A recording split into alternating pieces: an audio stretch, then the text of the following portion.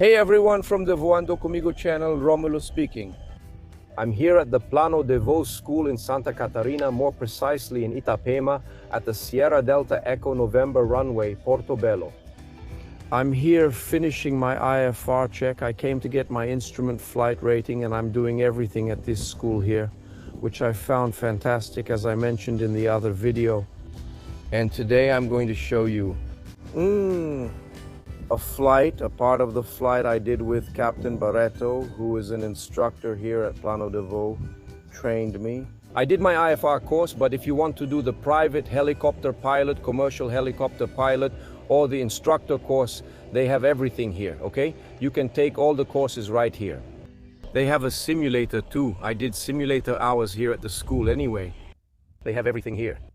You can do everything here. So I'm going to show you my flight, part of the flight I did in the R-22 here with Commander Barreto. We flew here, we did the procedure over in Navegantes, which is an airport nearby. All right, so we did instrument procedures there, and I'm going to show you a part of this flight because I know you guys like flight content, okay? I couldn't record the radio communication because I don't have the equipment to record it here. For those of you who've been following me and saw that I was in the United States, I came straight here and didn't have the recording equipment, but the footage is here and I'll be narrating. I'll show you some things, all right? So let's watch the video. Let's fly.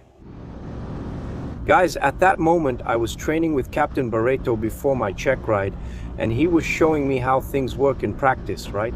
I wasn't wearing glasses at that moment. He was showing me in practice how, since I was just looking at the instrument and doing the reversal turns, how the reversal turn really lasts a minute, right? So when I go on instruments, we use these turns a lot. Normally, the autopilot makes these turns automatically, but the pilot has to know what he's doing, he has to know what's going on. So the reversal turn is 10 degrees in this case to the right? It's a 10-degree bank. Flying for a minute. And then he showed me on the stopwatch how it really works, right? Exactly, the turn lasts a minute and you're on the heading you wanted. It's interesting to see how it works, right? At school with Captain Barreto, he showed me in practice how these turns work and I found it really interesting, right? I had already done this in the helicopter with the autopilot, but I had never done it manually. And it's totally possible, right? Doing it manually and understanding what you're doing, what's happening, then it's very easy because you're seeing outside, right? But many times in IFR flight, you're flying by instruments, you're only keeping your eyes on the instruments. You're not seeing outside. Let's suppose the visibility is very low, right? You're in the middle of the clouds and then you have to make a turn like this. You'll look at the instruments, look at the stopwatch, make the turn. Anyway, all of this is done manually, right? But nowadays, usually, right, most people, most aircraft do this with the help of the autopilot. In this case, they were just showing me how it would work if I had to do it manually.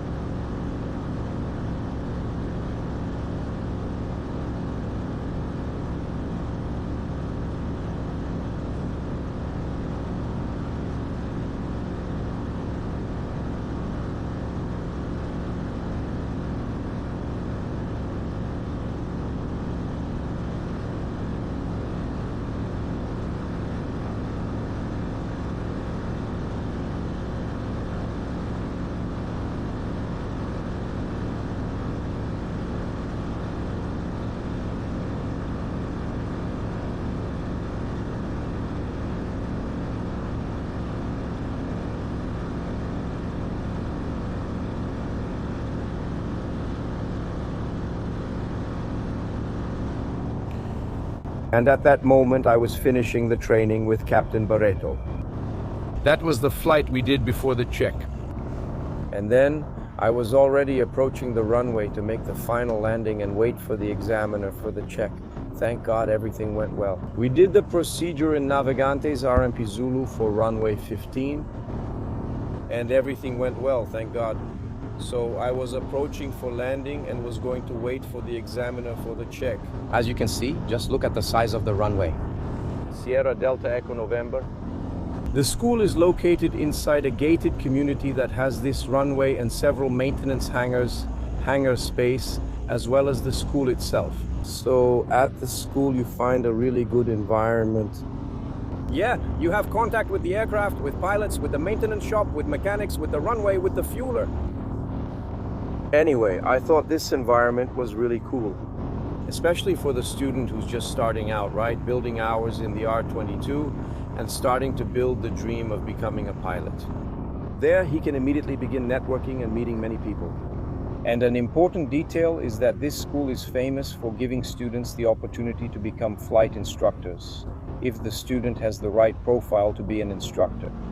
Right, so that's even more incentive for you to take the course at this school. I found that very interesting. Nowadays, it's very difficult.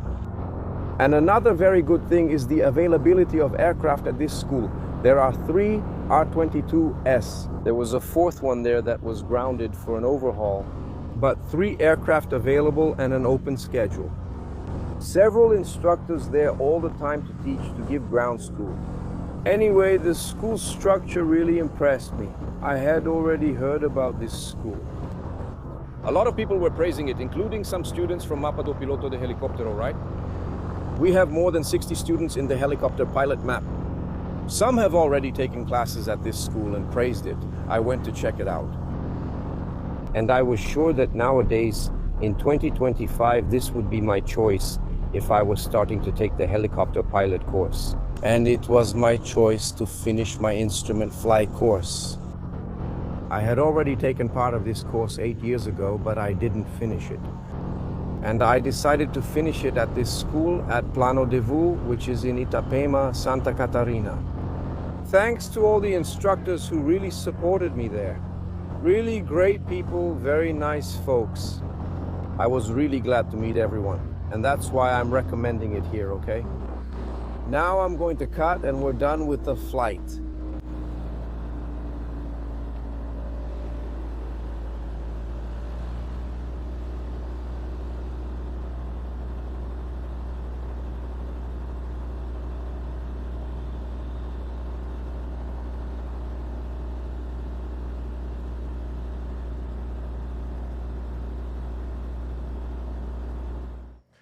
Guys, I've finished my instrument flight check. I passed, thank God. One more IFR rating. Yeah, instrument flight, okay? For those who don't know, instrument flight rules.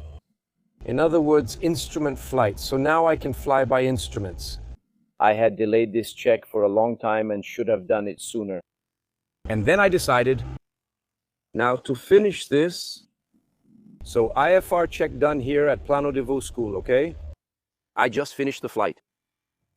Everything went well. Let's go, I'm going to talk to someone. Guys, so as I said, the school gives opportunities for students to become flight instructors. And by coincidence, I was here and 2 students, former students of Plano de Vu School, showed up, who are now already flying in executive aviation. And I'll talk to Gabriel first. He'll talk with me here. Gabriel, how did you start? How did you get the idea to become a pilot? Where did that desire come from? And why did you choose Plano de Vu? And tell us, how was your training up to where you are today? Mine, actually. I was a soccer player, like I said. I had stopped playing and didn't know where to go yet. I really had no direction. I studied physical education, but didn't enjoy it much. Then I came to Itapema for vacation. And then with my mom actually took an Uber. The Uber driver was also taking classes at the school. And then I came to check it out. And I really liked the structure here at Costa Emerald. I started here and fell in love with it. I started working here in refueling, and then I took the course. And that's how it went, right? Then you wait in line to go into instruction, right? And things went on like that moving forward, and today here we are flying. That's cool, man. And when you graduated, when you chose the school, did you already know that the school gave opportunities to students? In the beginning, yeah, they said so. They said you get in a line, right? Actually, whoever arrives just gets in line.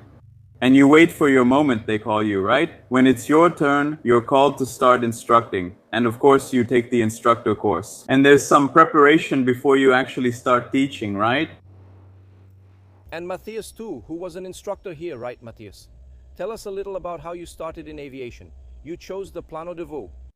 And then, tell us how things are for you nowadays, what you're flying now. All right, my start in aviation, I think it goes back to when I was young actually. My father always had the dream of becoming a helicopter pilot. So ever since I was about 2 years old, that seed was planted in me. My father wasn't able to work in the field. He earned his private pilot license but couldn't complete the commercial one due to financial reasons. And life went on. My father and I were always passionate about aviation. And I started working with dental prosthetics very early, at 15 years old. And then things just started happening. One day I told my father I wanted to do this, but we couldn't afford it. And then I think it was God who made things happen. We found out about the school. And then I started taking the course. I got my private pilot license.